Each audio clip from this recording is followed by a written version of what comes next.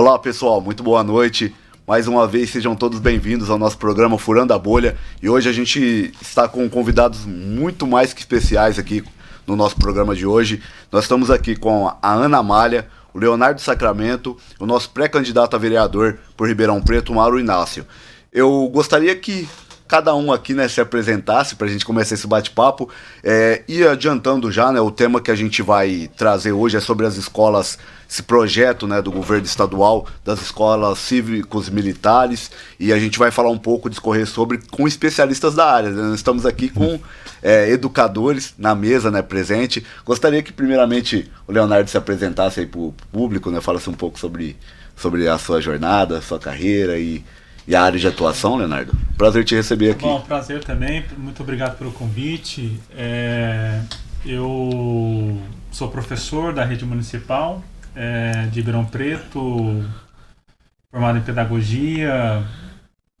Acabei fazendo algumas pesquisas, né, no mestrado, doutorado, sobre... Era um outro objeto, né, sobre políticas de ensino superior e a relação das universidades com o capital privado, enfim. Sim, né? Bacana. E depois, quando eu entrei no Instituto Federal, no Campo Sertãozinho, eu passei a realizar uma pesquisa sobre movimentos conservadores no Brasil. Iniciei essa pesquisa em 2016, um ano depois do término do meu doutorado. Já um pouco, enfim, incomodado ali com a ascensão de movimentos conservadores a partir de 2013, 14, 15, né? Correto. E aí, mas basicamente é isso, né? Eu acabei me debruçando e, de certa forma, me especializando nesse estudo da relação entre conservadorismo e liberalismo, né? E acabei publicando alguns artigos e alguns livros relacionados a essa temática. Poxa, bacana. Muito conhecimento sobre o que a gente vai tratar aqui hoje, né? A gente está com um especialista de fato aqui com a gente, né? E também estamos com a nossa professora, Ana Amália. Gostaria que a Ana Amália também se apresentasse, falasse um pouco sobre a sua jornada, né? Tanto no ensino de Ribeirão, mas também no seu campo de luta também, né, Ana? Prazer ter aqui. Prazer é todo meu. Sou professora, minha formação é de arte. Trabalhei sempre na escola pública estadual, mas sempre estive dentro do sindicato, né, pela POESP, que é o sindicato que representa os professores estaduais. Hoje eu estou como diretora estadual e também coordenadora da subsede. A minha experiência toda dentro da escola, dentro da sala de aula. Hoje eu não estou mais dentro da sala de aula, eu já me aposentei, mas eu não deixei de estar próxima, né? Estou sempre junto, através do sindicato, estou sempre junto, estou sempre sabendo das coisas que estão acontecendo, as medidas que o governo tem colocado nas escolas e também toda a pressão que existe sobre os professores, a falta de condições de trabalho e tudo mais. Precarização e tudo mais. A precarização, né? Exato. Ou seja, Ana, tá no olho do furacão, né, Ana? Também com pleno conhecimento sobre a verdade. Matéria. Isso é importante. Acho que o papo vai fluir legal hoje, né, Mauro? Opa, Mauro, hoje vai lá. O pessoal conhece, Mauro é velho conhecido nosso aqui do programa, tá sempre com nós aí, porque tá sempre na luta, né, pelas demandas da cidade, né, nossa, e na figura de pré-candidato. Também gostaria que você se apresentasse, falasse um pouco sobre você, Mauro. É isso aí, vamos mais um episódio do Furando a Bolha, né? E hoje nós vamos furar a bolha com um tema extremamente importante, né? Sim. Cumprimentar a minha camarada, companheira de luta, Ana Amália, uma história, né, para contar aqui de muitas datas. E o professor Leonardo, né, que foi bastante humilde na apresentação, mas tem um trabalho importantíssimo no campo do corte racial, tem uma elaboração de estudo, a safra nova de intelectuais da educação. Também, às vezes, a gente se diverge no campo sindical, que também ele há um tempo também ousou, né, Leonardo, mas contribui muito ainda também para os debates internos da situação da categoria. Então, um trabalho importantíssimo, tanto que aí o secretário está aí querendo toda hora processá-lo, enfim, né, Léo? É a vítima que a gente... O professor polêmico, de esquerda, negro, periférico, você quer o quê, filho? Incomoda. Então... A gente sabe, né, que o resultado está tendo quando tem esse tipo de ataque, claro. né? Quando o objeto de estudo, que é esses movimentos, né, acabam reagindo, é sinal que o Leonardo está mexendo na ferida, né? Onde tem que ser. Mas é assim, né, Léo? Eles sabem que mexer conosco é luta, é enfrentamento, ainda mais agora com esse tema, viu? Porque talvez o Léo, no entanto, a Ana Malha viveu, eu vivi, a escola, ainda lá no tempo da década, você pegou, né? Eu não sei se o Léo pegou 70, 80. Eu sei ainda o que é essa porcaria que eles estão tentando resgatar aqui no Brasil, viu? Essa questão do tema nosso ciclo militar, se você busca no pensamento assim, você fala, não é possível que a história está se repetindo, né? Não é coisa nova. Porque isso não é normal, né? Dentro da nova conjuntura, defender tamanhas loucuras e besteiras. Então acho que esse tema também é importante, vai contribuir muito para a elaboração nossa política. Acho que nós temos que não só fazer a denúncia aqui, mas temos que também propor, né? Leonardo, como é um educador freiriano, assim como nós somos de uma escola, né? De uma escola transformadora, a gente se arrepia com uma situação como essa, né? Então vamos lá, furando a bolha, vamos furar e vamos fazer o debate. Perfeito. Pô, acho que o Mauro tocou num tema bastante importante, né? Justamente isso, né? Que isso não é nada novo, né? Isso é coisa já ultrapassada que estão tentando requentar e trazer de novo, né? Justamente pela pauta moral conservadora que a gente está vendo hoje, né? Gostaria que o professor Leonardo começasse trouxesse alguns comentários nesse sentido, né? Ele, de fato, né, o modelo não é novo, mas a forma da proposição digamos que é nova. Sim. Né? Em que aspecto? Hoje nós temos um movimento conservador popular como nunca teve na história do Brasil, porque um dos problemas dos movimentos conservadores no século XX foi a sua restrição quanto ao campo popular. Então, mesmo o integralismo, no seu auge, ele nunca saiu totalmente do estado de São Paulo, nunca foi um movimento capilarizado na classe operária, na classe trabalhadora. E mesmo o denismo, né, na década de 50, 60, né, com o Jânio Quadros, né, o lacerdismo no Rio de Janeiro, o bolsonarismo é o primeiro movimento popular realmente capilarizado na classe trabalhadora,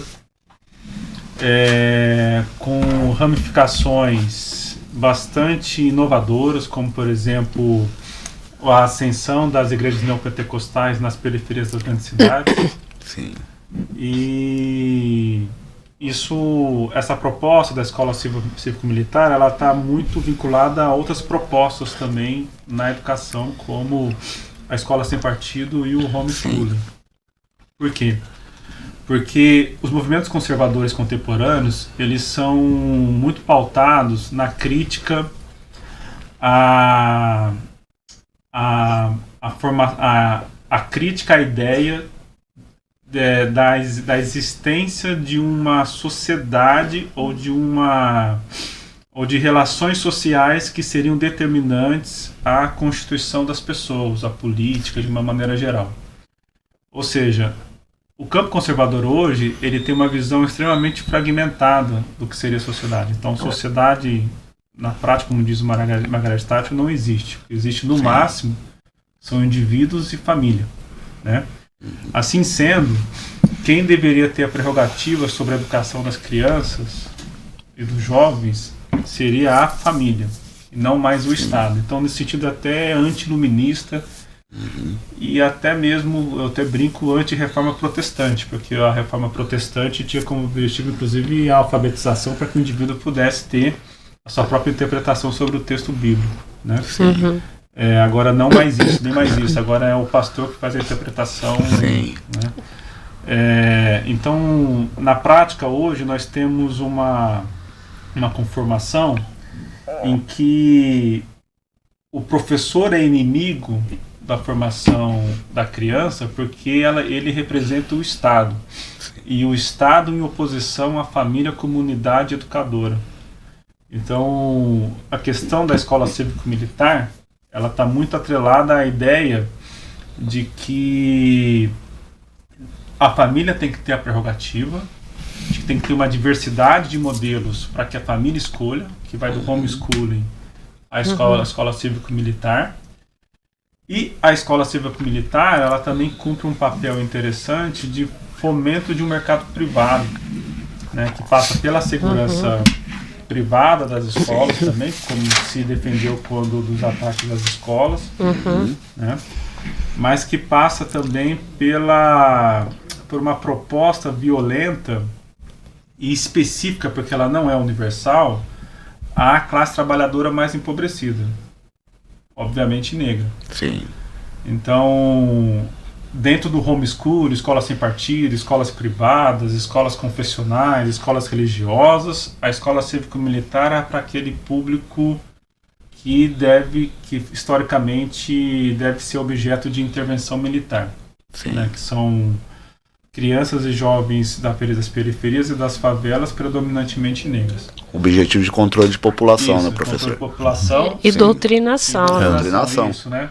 Mas a doutrinação, ela faz parte de todo esse escopo. Então, assim, o homeschooling, né? Então, a família passa a ter a prerrogativa doutrinária sobre a criança, não mais o Estado. Que são princípios da Revolução Francesa. A Revolução Francesa, quando ocorreu, ela era anticlerical. Ela foi anticlerical. Né? Então, a ideia, basicamente, a escola é pública, gratuita, laica e obrigatória para que a família e a igreja não mais eduquem, ou eduquem menos a criança, e a criança não vai ser normalizada dentro das ciências. E permitisse a criança frequentar. Então você tem um alargamento, etc. Né? O movimento conservador é anti-reforma francesa, anti-revolução francesa, né? Sim. Então, na verdade, isso foi um erro, teria sido um erro, né? Isso, inclusive, dos teóricos mais tradicionalistas, como o Steve Bannon, o próprio Olavo de Carvalho, isso é explicitamente falado, né?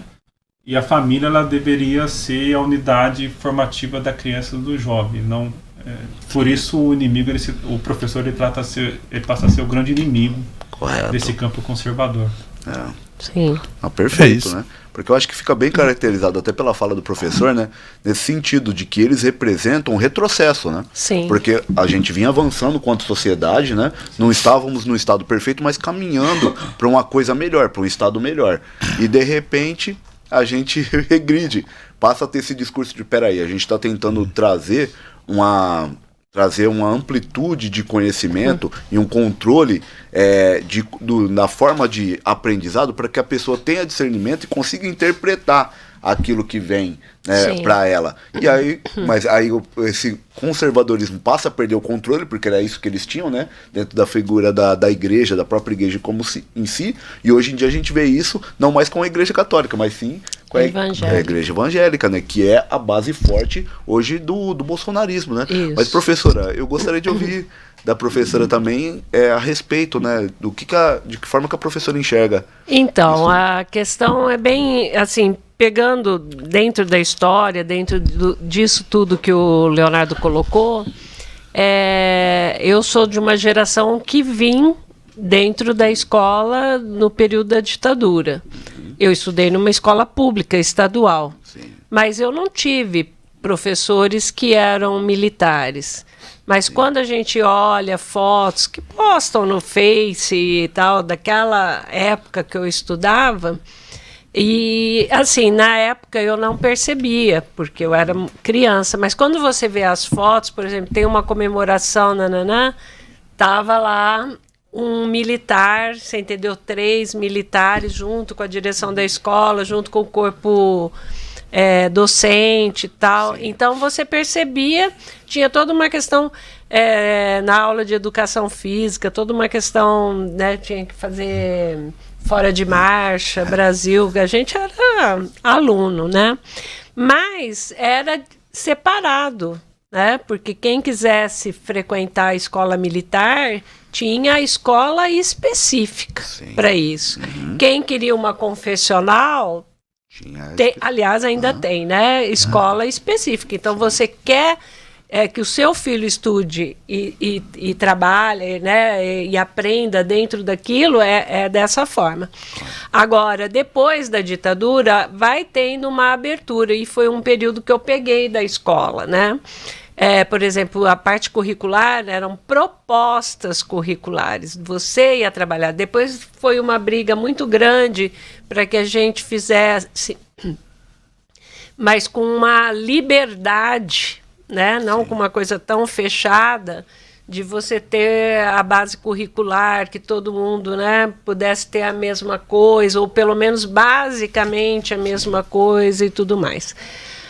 De alguns anos para cá, você vê que isso vem se fechando, né? Mas com o Estado querendo ter o controle sobre isso.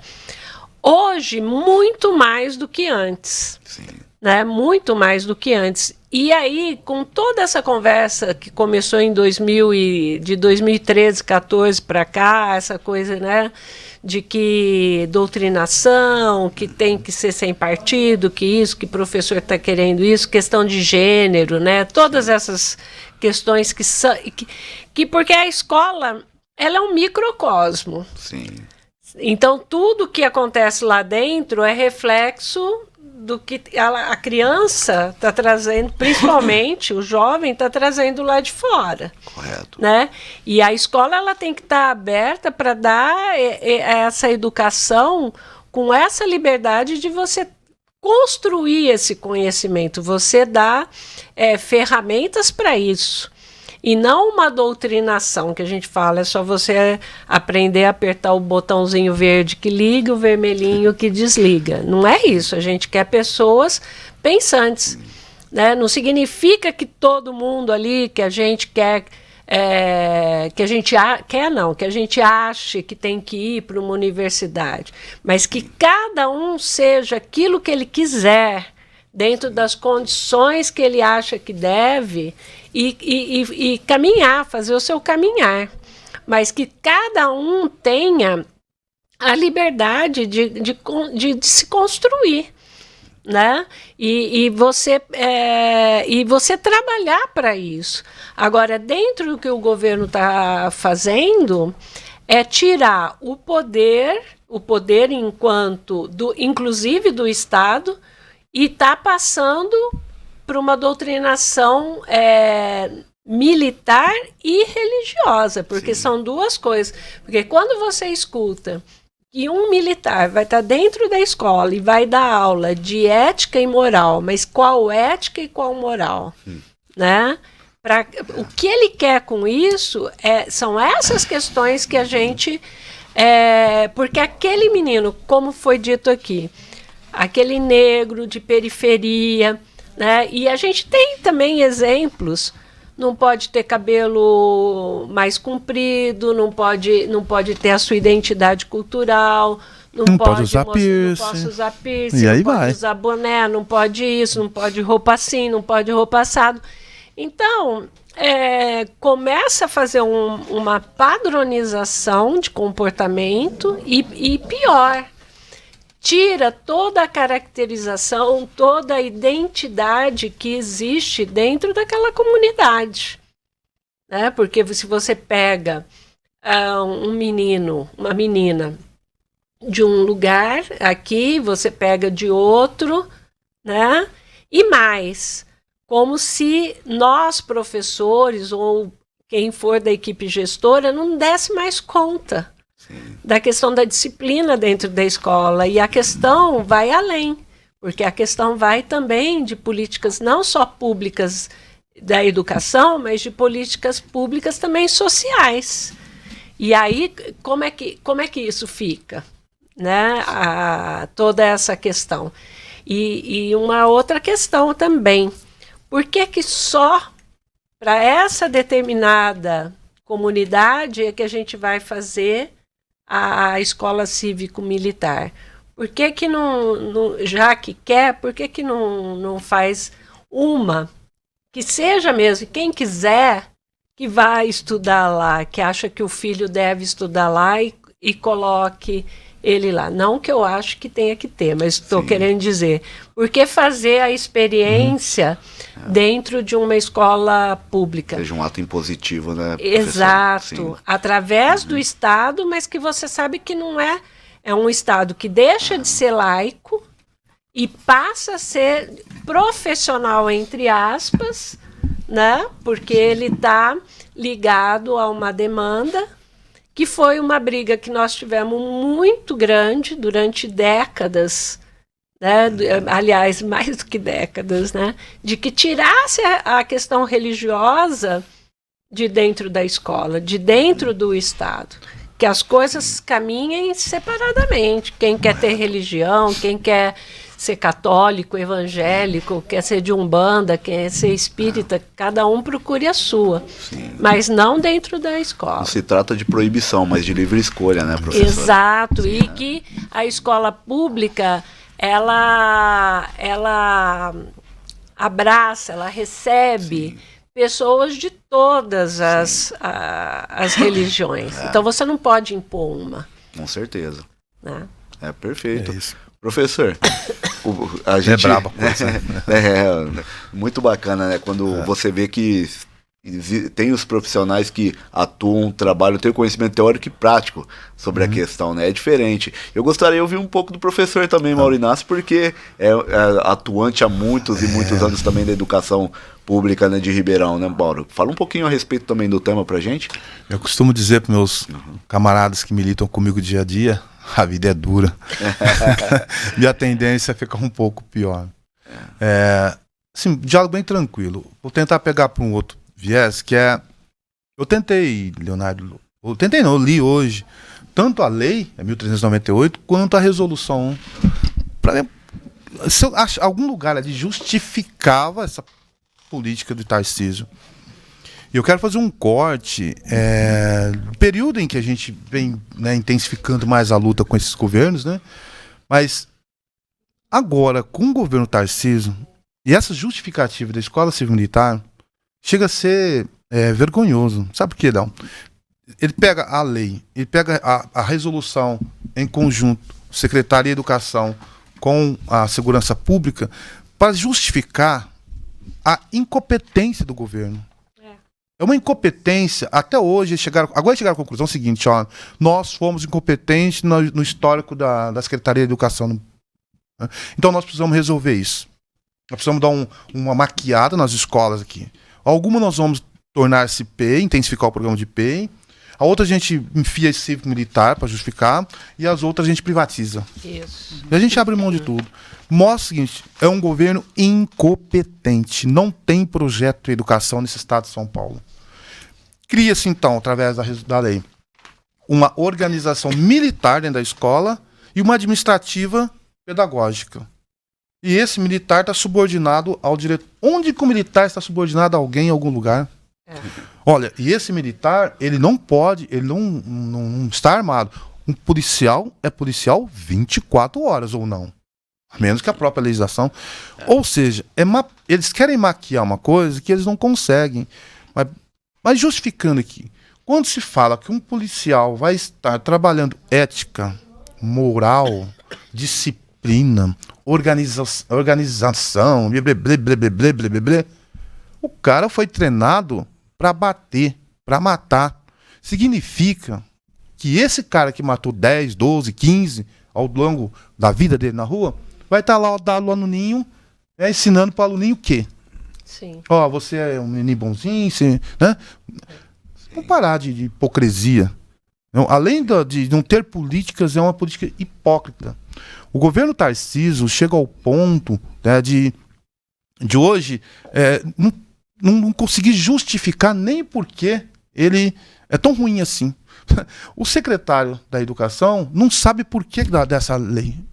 Ele fez uma resolução, tá claro, uma resolução em cima de feixes que mandaram para ele, assina isso e mete bronca. Porque o cara não conhece de educação no estado de São Paulo, não.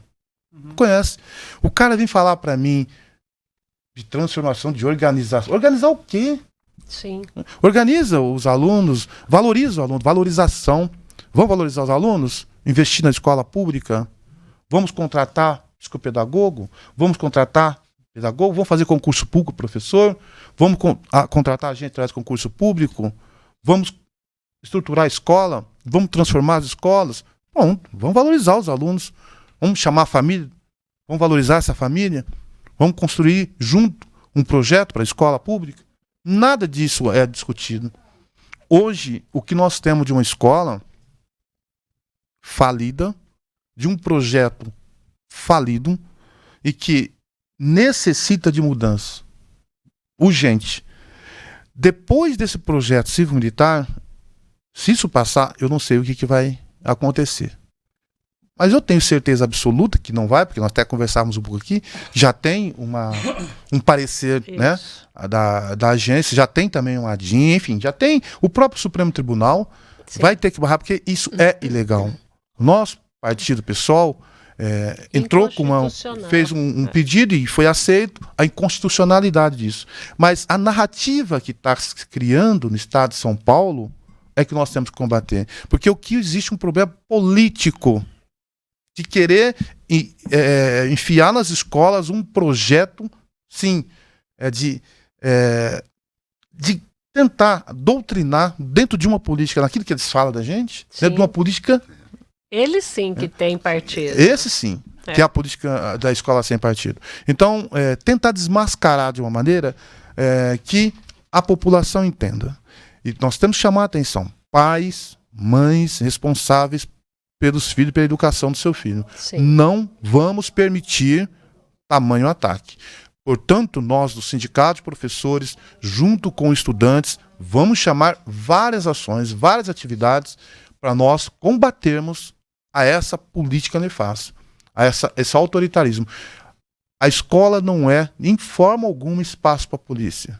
Não é quartel. A escola é para fazer educação, é para fazer humanização, é para fazer ali uma sociedade diferente e não construir esse fantasma que eles querem.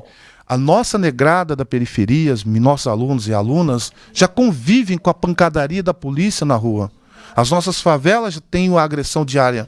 Ainda ele chega na escola, que seria o lugar de conforto, seria o lugar de convivência. Lá tem um policial olhando para ele de maneira opressora.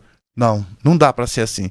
E aí no papel de professor, negro, periférico, ralado, como a gente viveu isso, vive isso nas escolas, nós temos que estar à frente desse debate, Washington, Ana Amália.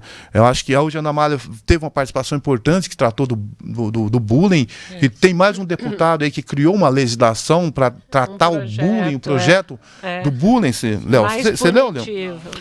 No final das contas, é para punir o menino que utilizou a criança, não tem formação, ela faz um bullying na escola, tem que punir o menino. Como se punir o menino? Até boletim de ocorrência, assim. De uma política que diz que você vai ser multado se distribuir comida para pessoas em situação de rua, você quer o quê, né?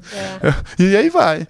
Mas é de arrepiar, a situação é complicada. Tem uma oportunidade de projetos, né, que tem na área da educação, como para esse campo conservador, esses projetos, né, são muito importantes para dialogar e atiçar a sua própria base. Né? Sim, com certeza. É um apito de cachorro, na verdade, né?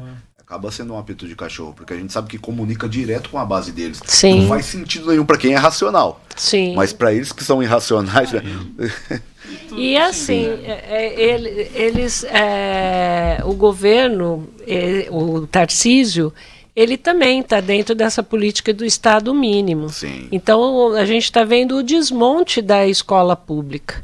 Então, aquelas periféricas, né, ou que eles consideram que são estratégicas, você implanta a escola cívico-militar. Né? Algumas você privatiza através dos leilões, que ele já anunciou. Só que assim, o Estado diz que não tem dinheiro, você vê toda a movimentação para poder privatizar, justificando a questão do Estado mínimo, a questão que não tem dinheiro, mas vai ter dinheiro para pagar os amigos que são donos das empresas, né?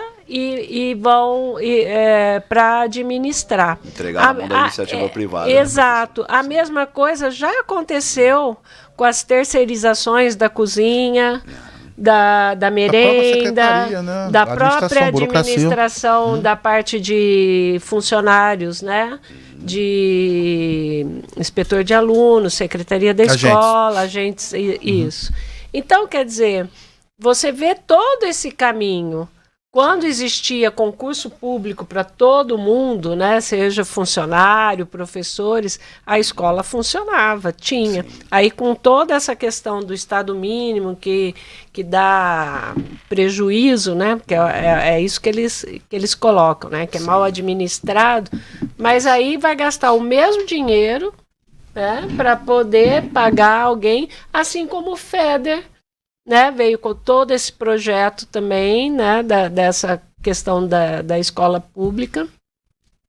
E mais a questão ainda fora isso, a questão também das plataformas. Sim, que é uma forma, inclusive, também de doutrinar, porque ela não te dá muita abertura de pensar, de construir. Sim. Né? Então você vê que é uma coisa que vai vindo, né, para fechar, e aí daqui uns 10, 15, 20 anos a gente vai ver o resultado disso. Sim, com certeza. Eu acho que fica muito claro, né, pelo que a gente está conversando aqui, né, pegando informações de profissionais que estão atuando, que estão vivenciando isso, né, estão vendo a coisa acontecer. O professor Leonardo, que é pesquisador da área, né, também, com diversos temas pesquisados com foco, né, nessa questão do avanço dessa extrema-direita e desse conservadorismo, né? E a gente consegue ver, até ouvindo a fala da professora, do professor também, do Mauro, que isso está implícito na lei, né? Eu fiz até questão de imprimir a lei aqui para trazer, para aqueles que acham que é mera opinião vaga aquilo que a gente está dando, pode até mesmo pesquisar a lei complementar 1398, de 28 de maio de 2024. Essa é a lei do Estado de São Paulo. Só pesquisar lá que vocês vão ver. Isso que a professora Amália colocou, que via lá atrás, essa questão de os professores não eram militares, né? Mas existia um corpo militar lá dentro, fiscalizando, vigiando, ou seja, o pensamento não era livre. É isso que está no texto da lei aqui. Eles vão ser, qual é a função deles? Monitores. Monitorar, eles vão monitorar, a função deles é monitorar dentro da escola, né? O que está previsto na própria lei. Ou seja, aquilo que o Mauro falou, militar, ele é treinado, ele é formado para quê? A formação dele é vigiar e controlar a criação, a própria criação, a origem da criação da polícia militar, do próprio exército nem se fala, né? Porque o exército é uma força de combate a um inimigo externo, não é nem interno, não era nem para internamente estar fazendo nada, né? A própria origem, a criação dele, o objetivo é outro. Agora a polícia militar, sim, como o próprio professor Leonardo falou, é um instrumento de controle populacional. Sim. Controle de população, e a gente sabe que não é de toda a população, mas é uma ferramenta que ela tem por objetivo controlar a massa, a classe trabalhadora, a serviço da burguesia. E a gente sabe que isso envolve guerra de classe, a gente sabe o que ocorre, né? E é importante, pessoal, a gente deixar bem claro, eu acho que me pegou muito, tanto a fala da professora, né, quanto do professor, mas principalmente a do professor Mauro, nesse sentido de que quem é da periferia, quem sabe o que a gente vive, como o próprio professor Leonardo colocou, pra gente que é preto, pra gente que é pobre, pra gente que é periférico, nós sabemos qual é a função da polícia militar, porque nós temos vários irmãos, inclusive irmãos negros, que saem do nosso quadro de amigos ali e se tornam irreconhecíveis quando entram para essa corporação, entende? Que depois são aqueles que nos reprimem, que nos batem, que tem a coragem de fingir que nunca te viu e te chamar de vagabundo no enquadro, entendeu? Então são essas pessoas que vão estar lá dentro da escola monitorando o que seu filho vai fazer. Porque não é que ficaram más, não reconheço mais, não é. Dentro daquela corporação eles são robotizados, entendeu? Há uma doutrinação, aí sim a verdadeira doutrinação, né? De dentro da corporação para ensinar o que deve e o que não deve ser feito. Então você vai ter uma repressão do pensamento. Eu acho que é muito disso que a gente está colocando aqui, né? O grande risco que a gente corre é isso. A gente sair de uma expansão. Lógico, a gente sabe que tem diversos problemas na escola no sentido de infraestrutura, sim, né? De sucateamento, de condições, não dos profissionais. Nós temos profissionais excelentes, mas que são mal remunerados, entendeu? A estrutura péssima, né? Em termos de material, jornada, precarização dessa rotina. Nós sabemos muito assim, que isso acontece de fato, né? Contudo, a gente sabe também que isso é proposital, que é justamente isso que a professora Amália colocou, porque é uma intenção de torna tudo isso um grande caos para que os profissionais não consigam avançar e entregar um ensino de qualidade. A gente consegue ter um povo não pensante, uma população não pensante que fica mais fácil de se controlar, e em contrapartida também a gente consegue falar, olha, tá vendo? Não presta, vamos passar para iniciativa privada porque eles vão dar conta. E a gente sabe que isso não é verdade. E é uma escola, né, excludente, né? Excludente. Porque onde já tem, Sim. eles falam, o professor que não se enquadrou, Isso. né? O professor que não quer trabalhar, ele sai fora. Sim. E não é isso, é quando alguém tem uma outra concepção, uma outra ideia, tem uma outra proposta e vai colocar, e isso não é aceito. Sim. O aluno que quer estudar, ele fica, mas o aluno que não quer, ele vai embora. Não é isso também, Sim. né? Então acaba sendo uma escola excludente. E até mesmo, só para a gente finalizar e passar para um próximo tema, uma característica que eu achei muito interessante, que o pessoal está previsto até na própria lei, né? Eles colocam a remuneração por cada monitor vai ser, e do estado de São Paulo vai ser cerca de R$6.000 por mês, um pouco mais de R$6.000 por mês, né? De cada monitor. E aí traz essa ideia, olha, mas eu assisti alguns vídeos, né, sobre o tema, dei uma pesquisada a respeito, e o discurso deles é que aonde foi implantado melhorou a qualidade de ensino. Só que o que eles omitem é que o custo triplicou. Ou seja, não melhorou porque foi colocado militares ali dentro, né?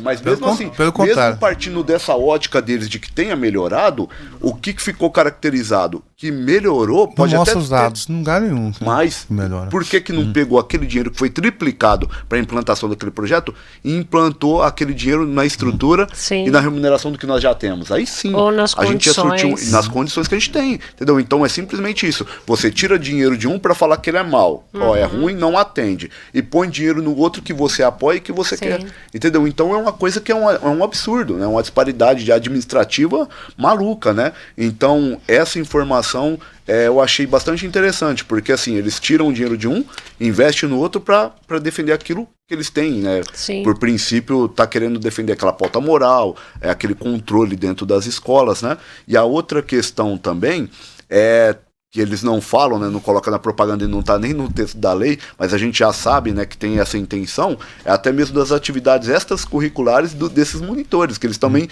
mesmo não sendo professores, vão estar ministrando aulas ali de determinados assuntos, né, embutido ali para os alunos. Eu acho que aí parte muito daquela questão, né, é escola sem partido para quem? Para o nosso campo não, mas para eles sim. Né? Não, então, e assim, tem uma falta de respeito ao magistério, ao profissional do magistério muito grande, porque ninguém se aveste, ninguém se mete em ser, por exemplo, um médico, um dentista, qualquer outra profissão, mas todo mundo acha que pode ser professor. Né? E não leva em consideração a formação pedagógica, o pensamento pedagógico. Por que você por que a gente defende, né? E aí achar que um militar vai colocar ordem, vai resolver todos os problemas educacionais. Só para citar um trechinho que você está com a lei, você tem valores cidadãos, né? Como civismo, sabe, como é que é? Honestidade, respeito, a habilidade que prepara um aluno para o exercício consciente da cidadania. Isso. Entendeu? É isso mesmo. Como civismo... Olha o tamanho das doideiras que os caras estão dizendo. Preparar o menino, né, para a consciência de cidadania. Sim. O que é ser cidadão para esse peão?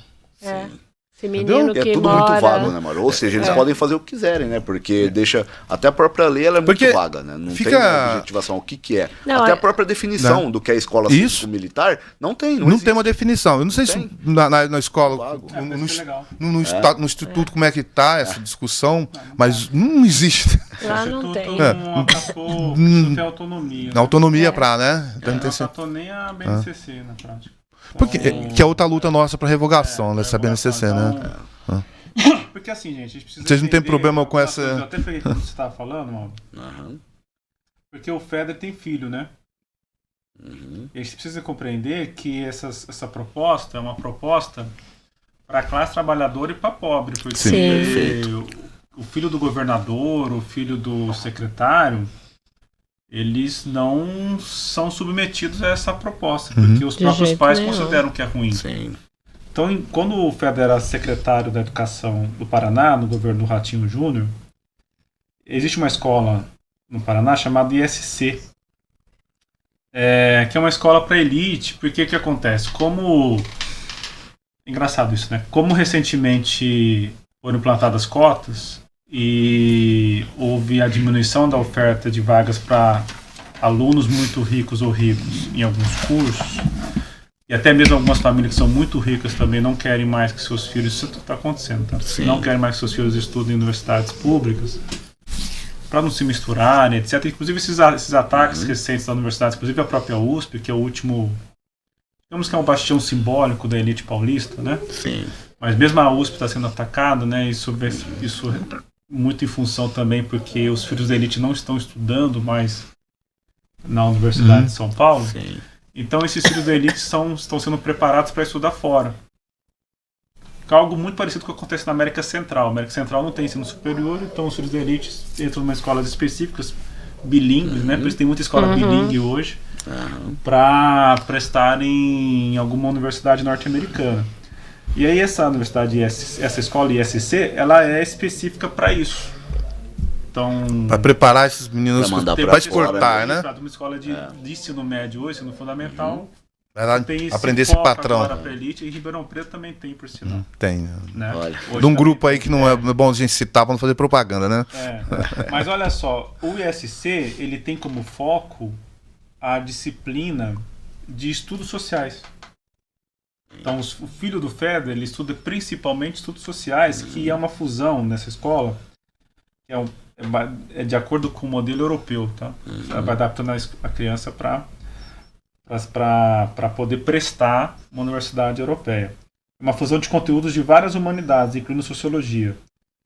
Ela é considerada uma das disciplinas mais importantes. Não porque os pedagogos de lá recebem ordens do autogoverno, mas porque os alunos estão sendo preparados para o IB, que é uma espécie de Enem, que permite a entrada em várias universidades europeias, como a Sorbonne e a Oxford, que consideram filosofia e sociologia fundamentais. Só por isso, né? Artes também tem prioridade. Então, olha só, os alunos têm instrumentos de orquestra à disposição, há um ateliê, e mesmo os menorzinhos estudam movimentos artísticos como o cubismo e o impressionismo. Depois produzem suas próprias obras de artes que entram na exposição da galeria do colégio. Então, veja, o Feder e o Tarcísio são promotores da retirada, assim como quem defende a BNCC. São promotores da retirada de horas e de conteúdos do ensino de história, geografia, ciências sociais, sociologia e arte. E com a reforma da reforma vai ficar pior agora o ensino médio, Léo. Eu tive acesso a alguns materiais, eu produzi um artigo sobre isso, sobre como que esses slides, agora que são apresentados pela rede estadual, são slides piores ainda, né? Então a sociologia está muito relacionada à ideia de que nós vivemos uma sociedade de consumidores e que a gente tem que ser nós temos que ser consumidores conscientes. E a aula de liderança, que é uma coisa que não existe, não tem epistemologia, não é ciência, é picaretagem pura, né? A aula de liderança é uma aula baseada em resiliência, que é um termo bonito para basicamente ensinar a pessoa a aguentar qualquer coisa. Se utiliza muito isso hoje, né? Isso, né? E aí, qual que é o modelo que o Feder defende para crianças pobres? Que ela, no máximo, ela tem que ser consciente do seu lugar, né? E ela pode agir só individualmente, sendo um consumidor consciente, mas ela tem que ser adaptada ao seu meio. E ela tem que ser resiliente, porque é uma realidade de pessoas sem emprego, né? Uma realidade de uberização. O seu filho, ele proporciona uma outra educação. É uma educação com ateliê, é uma educação de filosofia. Por exemplo, ética. Que ética? Ética aristotélica? Né? Que ética nós estamos falando? Né? Porque ética é um estudo da filosofia, é uma área da filosofia, um objeto da filosofia. Não é uma coisa ciência, assim, como está no senso comum. bom, ética é um negócio que a gente é como agir certo. Cada segmento acha a ética como é quer, né? aquilo que a gente faz. Nessa divisão tosca, que provavelmente é o que o Federer, o Tarcísio e os policiais têm na cabeça. Tem na mentalidade, né? Sim. Cumprir ordens, porque o né? senso comum, isso, ética não é isso. Então, o filho dele tem aula de ética aristotélica, de ética baseada na filosofia moderna, provavelmente, inclusive, aprende ética a partir de filosofias ou visões orientais, né?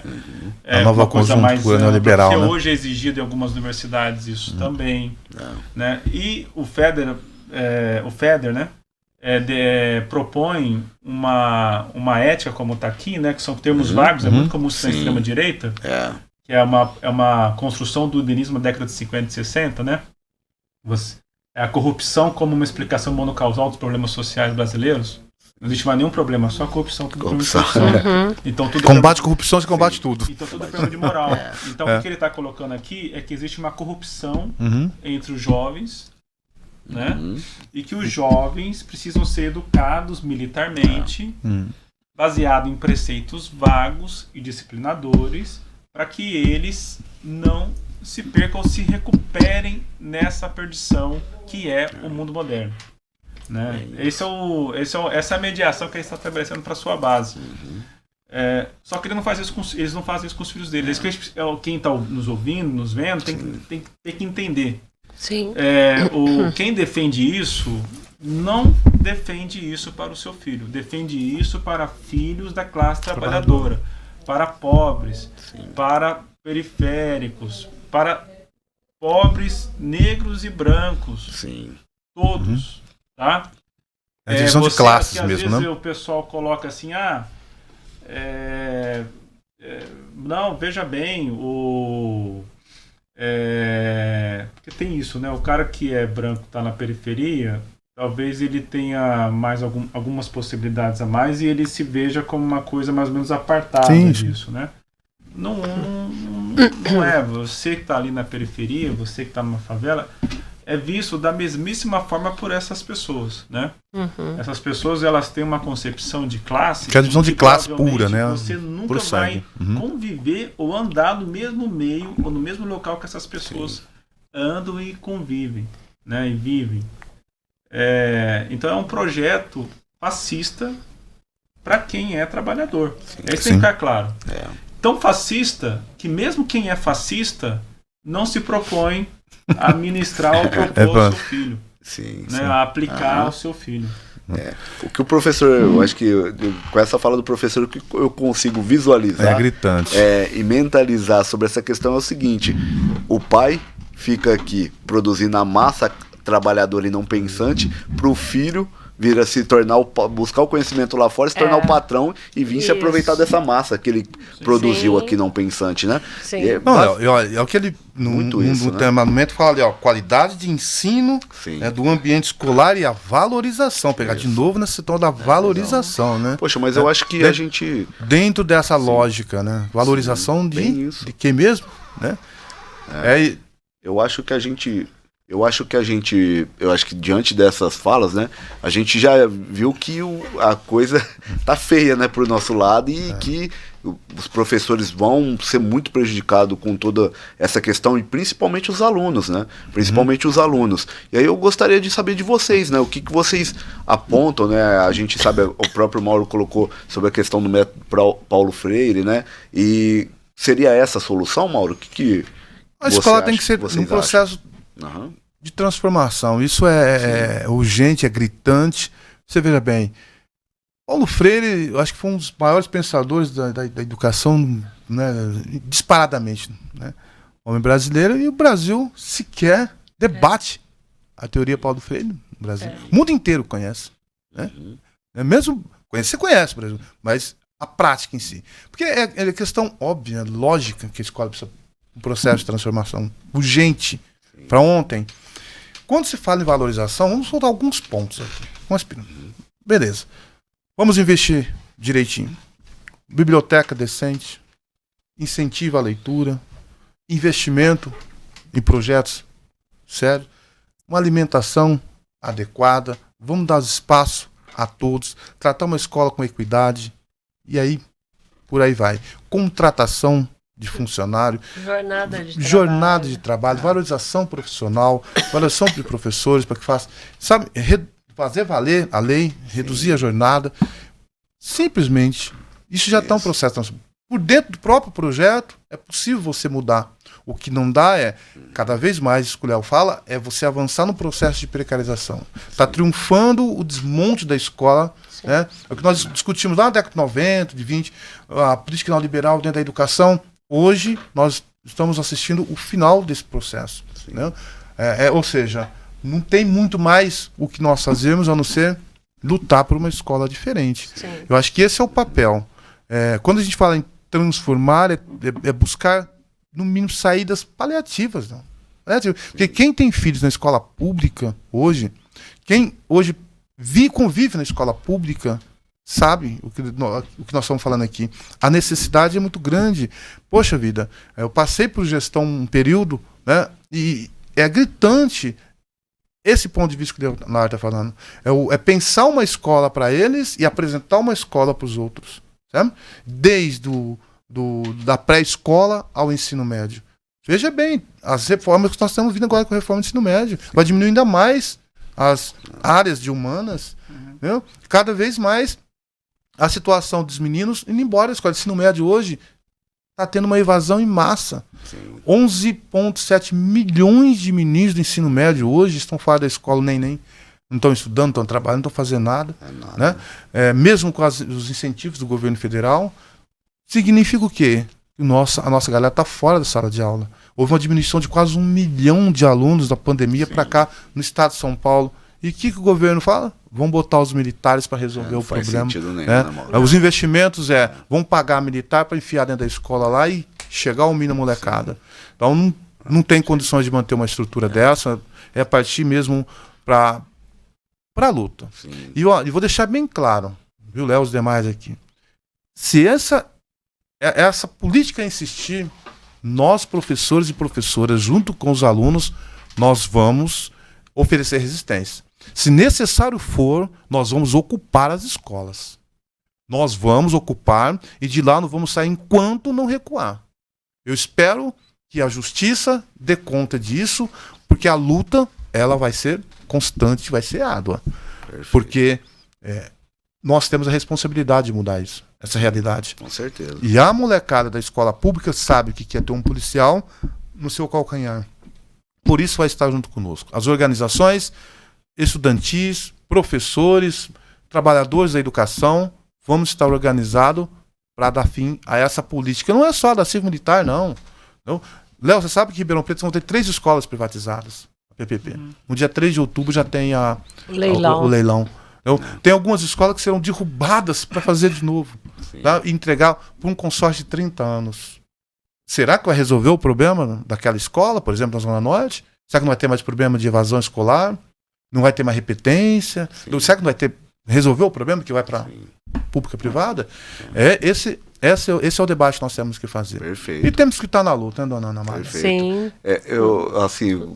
Tudo que é bom passa rápido, né?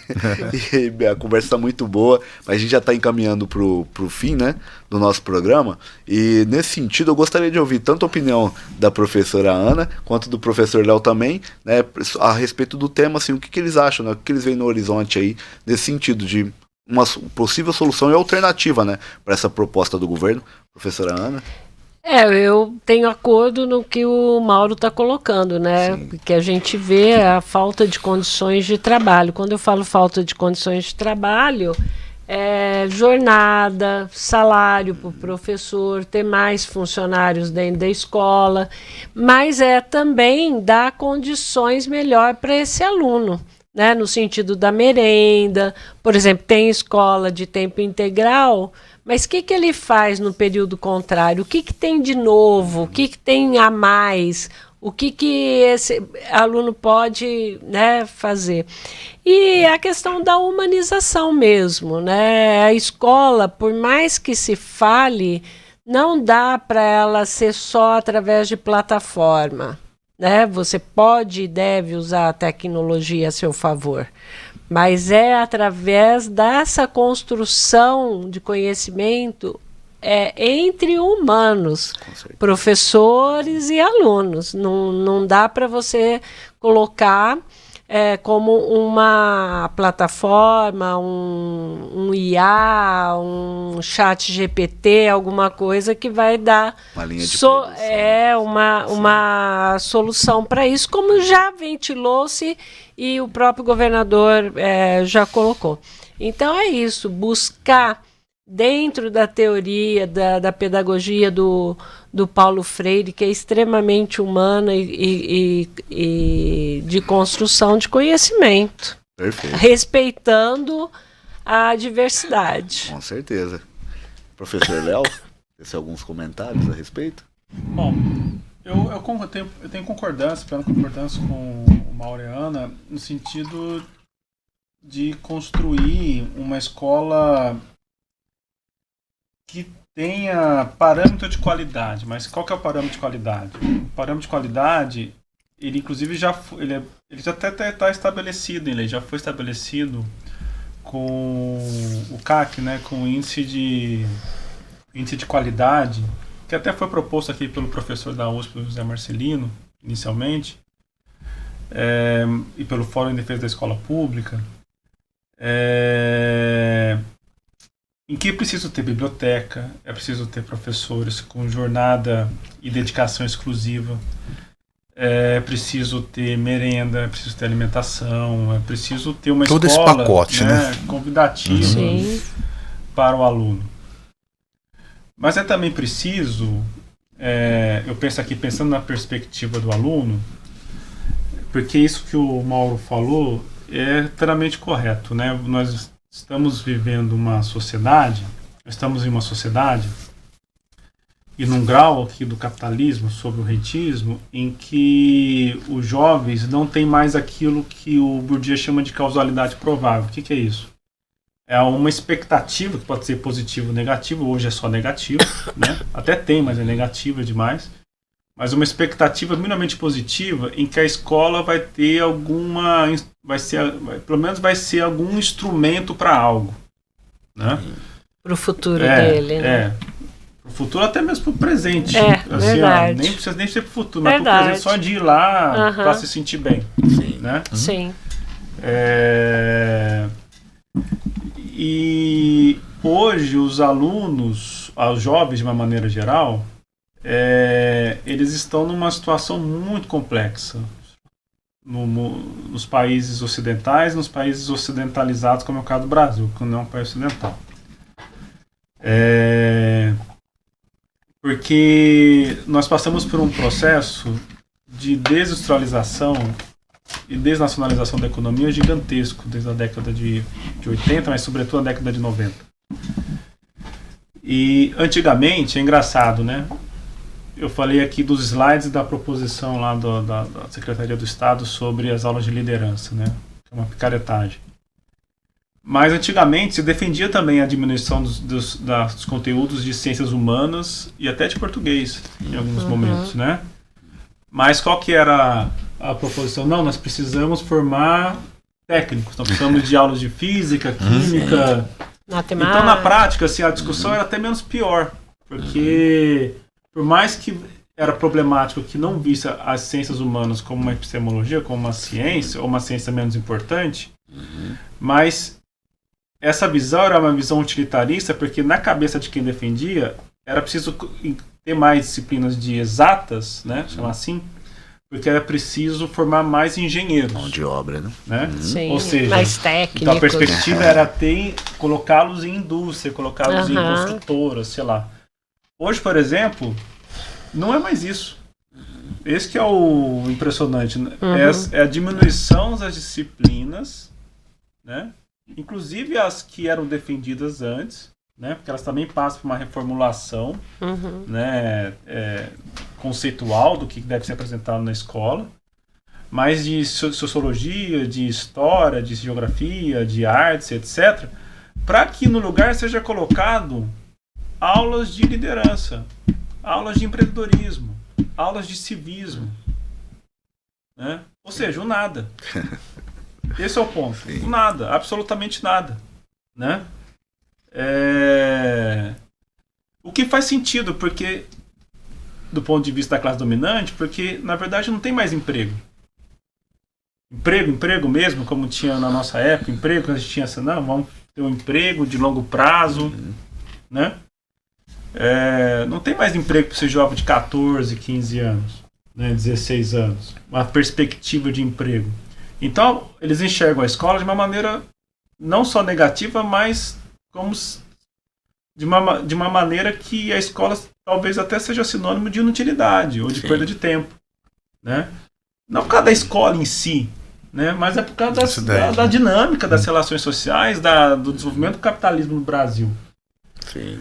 E a solução da escola passa necessariamente pela construção de uma sociedade que faça investimentos públicos e privados em indústria.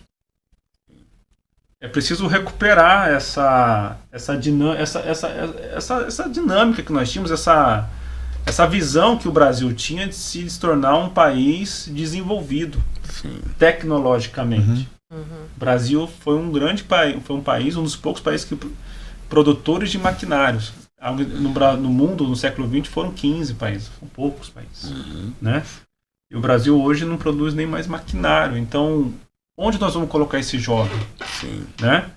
Parece que a classe dominante, isso que eu penso da proposta da classe dominante, ela já percebeu que não tem onde colocar. Sim. Tem o que fazer mais. Então, o que eu vou fazer? Eu vou ensinar esse jovem a ele se acostumar com nada. A ser empreendedor. A ser empreendedor. Sim mesmo, né? organização.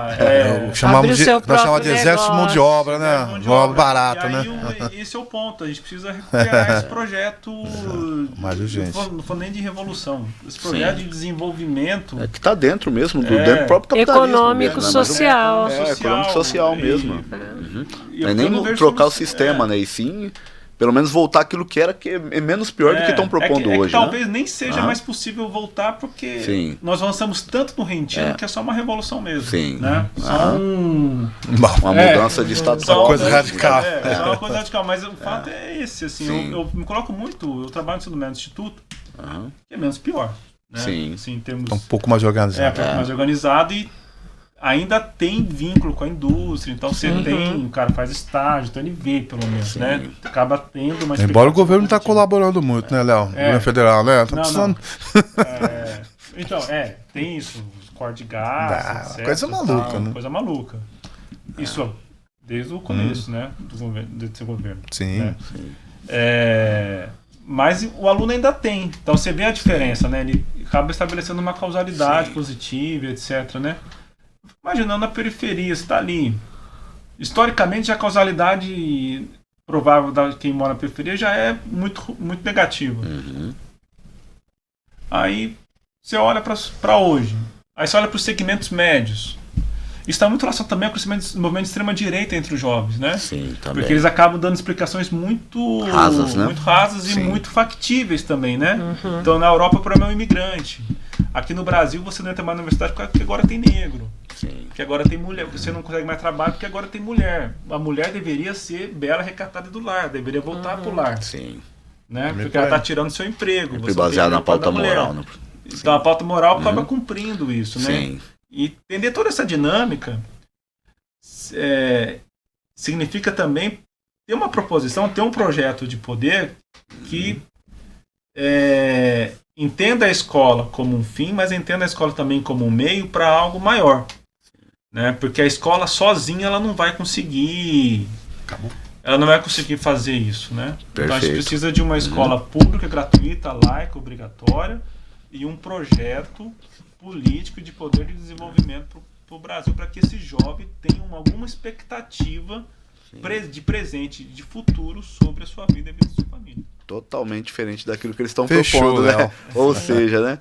É totalmente diferente. Furou a Bom, pessoal, bolha, hein, Léo? Pessoal, primeiramente eu gostaria, em nome do programa Furando a Bolha, de agradecer a vocês pela participação e dizer pro professor Léo, pra professora Ana, uma aula de casa também, Sim, vocês claro. aqui, que as portas estão sempre abertas para quando vocês quiserem voltar, porque foi muito enriquecedor a nossa conversa, né? O diálogo sobre o tema importantíssimo agora no momento, né?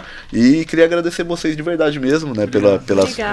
Pela aula, né, que nos foi dada. 3 professores não seria diferente, né, de ter uma aula hoje aqui, né? Mas foi Obrigado muito bom de verdade debate. mesmo. Obrigado. Vamos lá, de verdade. esperar o próximo episódio pra gente furar a bolha. Vamos lá. E pessoal, e para vocês que chegaram até aqui nesse momento, deixa seu like, comenta, compartilha, que é muito importante, principalmente para as famílias do nosso município de Ribeirão Preto, porque como o Mauro disse, o professor Léo, a professora Ana, isso é uma luta, pessoal. Inclusive, eles deixaram uma brecha pra gente aqui no texto da lei, porque isso, para ser aprovado, tem que passar pelo conselho escolar, né?